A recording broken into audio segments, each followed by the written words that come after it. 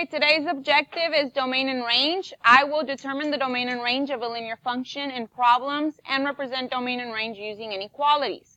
The essential question for today is how do you find the domain and range of a discrete function? Okay, and we're going to use this worksheet. This is the domain and range worksheet, and then we're going to also do the range. One side is domain and the other side is range. I really want you to use one color for domain and a different color for range. So if you have pink for domain, use a different color for range, green or yellow or something. You can also use your pencil, but we're going to be circling, underlining things. That way you know the difference. Domain, I'm going to use pink, is the set of all possible x values of a function. Other names for domain is independent,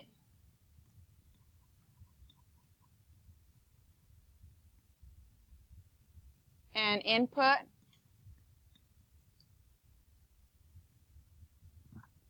Okay? So when we're talking about domain, we're talking about all the x's, the x values. So if I look at this ordered pair, all of my x's are in the front. Right? Those are my x's. So if they ask me for the domain of that, I would just say 0, 1, 2, 3 and make sure that they're in order, in orden. So I would do the little brackets, 0, 1, 2, 3, and close the bracket. Because those little brackets mean the set. It's a set. Okay?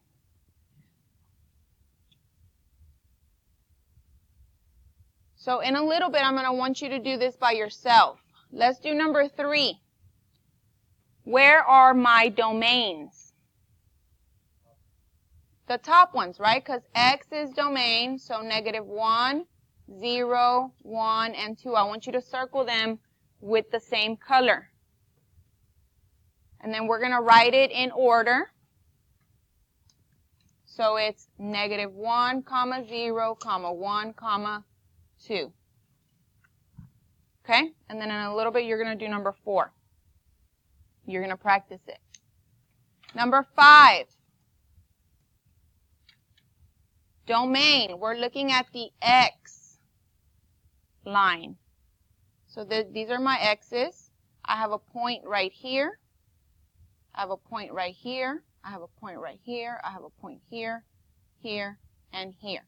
So this point, this is my x for this point, -1. Then this point, my x is right here at 0. This point, my x is at 1. This point, my x is at 2. This point, my x is at 3. This point, my x is at 4. Okay, so when I write down, I'm going to start with -1, 0, 1, 2, 3. Did I have a 4? Yeah, 4. And then close the brackets. Okay? I'm going to help you with number 6 because I don't want you to get confused. The x for this one is right here, for this point. The x for this point is right here. The x for this point is here, and then the x for this point is right here. Remember, I'm looking at the x's.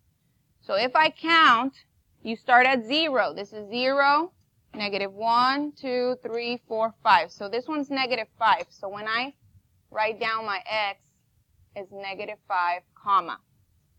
The next one was -1, -2. So -2, comma. What number is this? This is 1, comma. That's a comma. And then what number is this one? Let me see. 1, 2, 3, 4. 4. And then close the bracket. Okay? That's how you do domain. You need to finish the other one, so if you need to pause the video, go ahead and pause the video. Finish number 2 and 4 right now. Okay, so you guys should have finished number 2 and number 4. Again, if you did not finish, you need to press pause. I'm not giving you the answers. I'm going to move on to range. And all of this needs to be filled out. I'm going to change my color. So you go ahead and change your color. I'm going to use blue for range, and you can use whatever other color you want. So if domain was the X values, what is range? The Y values. Oops. It's the set of all possible Y values of a function. Okay? What's another name for range? Look at my domain. What did I say another name for domain was? Independent. So what's another name for range? Output is one, but what's the other one? Dependent. Okay, the opposite of independent is dependent. And the opposite of input is output. Okay, so those are some other names for range.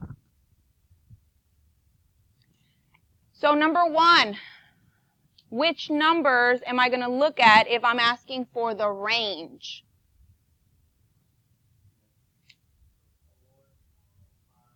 So the second number, right? The second number in the ordered pair, those are my Y's. And if you don't remember, write it down. X goes first and Y goes second. Okay? X always goes first and the Y goes second. So I need the second numbers. Those are my Y's. Look. X, Y. X, Y. X, Y. X, Y. So when I write down, I'm still going to do my bracket. But now I'm going to do 4, 5, 6, and 7. And they're already in order, so I'm going to keep them like that. 4, 5, 6, 7. Okay, you guys are going to do number 2. I'm going to do number 3. So where are my range values in this table? In the bottom, right? Y is range. So this is range, this is range, this is range, this is range. But I need them in order. Tienen que estar en orden. Smallest to biggest. So which one is the smallest one? No. -4 is the smallest. So when I write them, they have to be in order from smallest to greatest. So -4 goes first, then -1, then 2, then 5. Okay, so you guys are going to do the same thing for number 4. Let's go do number 5. If I'm looking for the range here, I'm looking for the Y's, right? So I'm looking at the Y line. This is my Y-axis.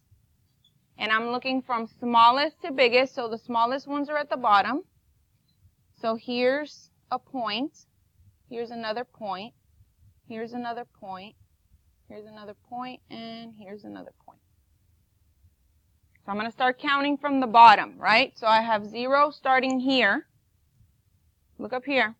-1, -2, -3, -4, -5, -6 is the first one.